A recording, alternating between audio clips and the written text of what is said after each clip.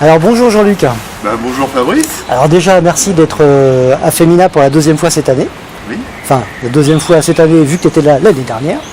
Alors avant de parler un petit peu de tes photos, est-ce que tu peux me dire comment tu es venu à la photographie en fait? Moi je suis venu à la photographie tout petit, suite à un cadeau de ma grand-mère qui m'a offert un appareil à souffler, un 6.9, et j'ai été pris par le virus. Donc j'ai été pris par le virus de la prise de vue et puis de l'argentique avec les mains dans le produit, le papier, la chambre noire, tout ce qui va bien. Donc tu as toujours fait de la photo depuis que tu es tout petit en fait? Depuis l'âge de 7-8 ans. J'ai fondé mon premier club photo avec un prof en 6e. Ah oui. Avec le même prof que j'ai retrouvé en 3e, on en a refait un autre. Et j'ai toujours fait de la photo. Et t'en as fait un métier ou ça reste quelque chose à non, côté? c'est qu'un loisir. Je suis amateur compulsif, mais c'est un loisir et je n'ai jamais voulu en faire mon métier. Et qu'est-ce qui t'intéresse dans la photo en termes de sujet, en termes d'approche? Pourquoi tu fais de la photo en fait? Alors moi ce qui m'intéresse c'est surtout le studio. Le studio et gérer de la lumière. Être maître de ma lumière. Voilà, c'est mon but. Donc c'est une approche très technique de la photographie? Très technique. D'accord. Ouais. T'as pris des cours, tu t'es formé, t'as simplement lu des bouquins? J'ai pris des cours avec un maître d'unité artistique qui s'appelle Jean Turcot. Et puis après je me suis auto-formé, maintenant je forme les suivants. Ah c'est bien ça. Et donc comme c'est quelque chose qui est de l'ordre de la passion et puis de l'intérêt technique sur la lumière, tes sujets tu les varies beaucoup, c'est toujours aussi un peu des portraits et... C'est toujours autour du corps. D'accord. Donc je fais beaucoup de portraits mais beaucoup de nus artistiques. À 99,9% des femmes, parce qu'on trouve que peu d'hommes. Voilà, donc je fais surtout du portrait du nu et à 95% en studio. Qu'est-ce que tu pourrais conseiller à des gens qui se lancent dans le portrait ou dans le nu, ou en tout cas dans la photo studio liée au corps? Est-ce qu'il y a vraiment des grandes balises à maîtriser, des choses à éviter? Est-ce qu'il y a des conseils de base que tu peux donner? Ah oui, le premier conseil de base, c'est d'abord se respecter pour respecter les autres. Le deuxième, c'est ne jamais toucher au modèle. La seule chose qui touche au modèle, c'est la lumière. Et moi, je ne touche jamais un modèle, même quand je fais de la lingerie, je ne remets jamais un accessoire. C'est toujours la modèle qui le fait. Je lui montre et je lui dis ce que je veux et on y arrive. Et la seule distance qui est entre le modèle et moi, c'est le boîtier. D'accord. Un autre conseil? Tu veux autre chose? Prendre des cours sur la lumière, la voir la lumière, appréhender la lumière et toujours être dans la recherche, ne jamais faire les mêmes choses. Et surtout, mesurer ses plans d'éclairage. Ça veut dire quoi ça? Alors mesurer ses plans d'éclairage, c'est pour ne pas réinventer l'eau chaude à chaque fois. Donc moi quand je fais un nouveau plan d'éclairage, je le note sur un carnet avec la distance, l'angle et la puissance de mes flashs. Comme ça, un autre plan, quand je veux refaire à peu près la même photo avec une autre modèle, j'ai mon plan d'éclairage et je me mets en place en 5 minutes. Okay. Et ne jamais bidouiller la lumière devant un modèle. On doit toujours être prêt. Il faut une grande rigueur parce que la modèle, elle n'est pas là pour apprendre, elle est là pour faire. Et tu travailles de préférence avec des modèles sous-entendu professionnels, qui ont l'habitude, ou tu préfères des gens un peu plus neufs? Que des modèles amateurs. D'accord.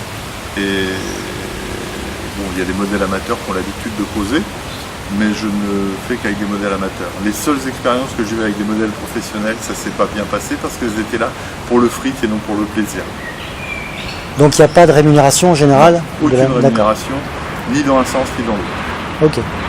Bon, c'est intéressant. Et donc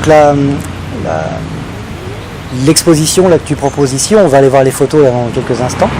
Elle s'organise autour de boîtes. Comment t'es venue cette histoire de boîte? Alors l'histoire de la boîte est assez simple. C'est une discussion que j'ai eue avec une modèle autour de la maternité. Parce qu'elle avait accouché il y a 2 ans et puis là elle était aux prémices, elle était au premier mois de sa grossesse. Et elle me dit, je ne sais pas comment mettre en scène ma grossesse, comment mettre en scène la maternité. Donc une petite réflexion. Et j'ai dit, en fait, le fœtus est enfermé dans le corps de la femme. Alors faire une boîte ronde, c'était peu pratique, donc j'ai fait une boîte cubique et on a fait des photos comme ça avec un fil rouge. J'ai fait cette série pendant plus de 10 ans. D'accord, bah écoute, je te propose, on va aller voir tes photos, puis tu vas en parler Ok, à côté. pas de problème. Bon, alors on est devant tes photos. Oui. Donc, est-ce que tu peux nous prendre un ou deux exemples et puis nous expliquer un peu plus, je sais pas, le travail qu'il y a derrière, ce que ça a impliqué pour toi, et puis la démarche qu'il y a avec tes modèles? Alors, donc la démarche avec les modèles, donc c'est avec cette modèle que j'ai fait, que j'ai initié la série. Et ça, c'est quasiment la première photo que j'ai fait il y a un peu plus de 10 ans. Donc on a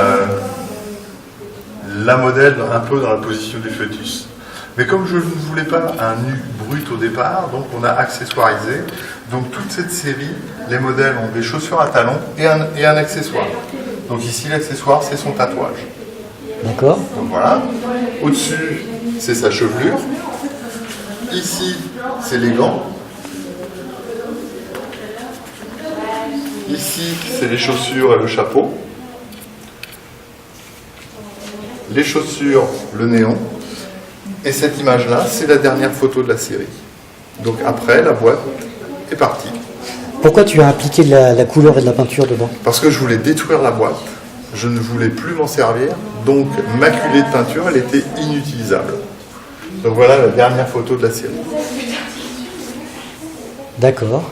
Et les modèles par rapport à cette histoire de grossesse que tu voulais illustrer au départ, elles n'étaient pas nécessairement enceintes? Non, il y en avait une. D'accord. Et après, c'était un jeu, c'était un fil rouge pendant plus de 10 ans avec 15 modèles différents, un peu plus de 15 modèles différents. Donc j'imagine que la gestion de la lumière dans une boîte, ça doit être particulièrement compliqué avec les ondes projetées. Un tout petit peu compliqué, oui. Oui, parce que là, on n'a pas d'ombre portée, on a juste des reflets, mais on n'a pas d'ombre portée.